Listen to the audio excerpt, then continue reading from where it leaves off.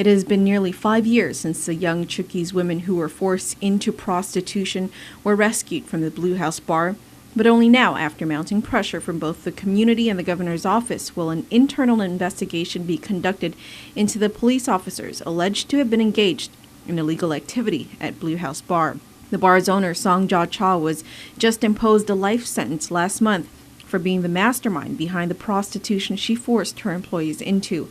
Lieutenant Governor Ray Tenorio says the investigation is necessary, but he also says it's partly cleaning up the mess of the previous administration during which the Blue House case was first uncovered. We're cleaning up someone else's, we weren't part of this administration when this happened. We're cleaning up someone else's mess, in essence.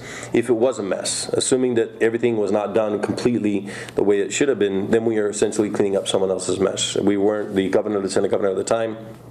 And we had hoped, like we do with all cases, that things are done thoroughly at the time that they should be. As the head of public safety, Lieutenant Governor Tenorio has asked both the Guam Police Department and the AG's office to open up the investigation to restore public confidence in the police department. Police Chief Fred Bordallo had previously stated that he had no intention of opening up another investigation into other officers named during the Blue House jury trial. Police officers Tony and Mario, as the witnesses recalled, were customers at Blue House. In fact, he says that he was not made aware of Officer David Manila's involvement until the day he was to testify as a key witness in the case. I was called by the U.S. Attorney's Office on the day Officer David Manila testified. I spoke to the prosecutor and he informed me that Officer Manila was a government witness and that before his testimony was to begin, Officer Manila admitted to paying for a $40 drink, then having sex in the VIP room with one of the Blue House employees.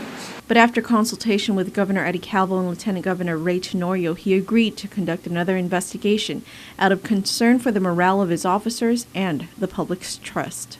Based on these facts, Governor Calvo ordered me to disclose what I just told you.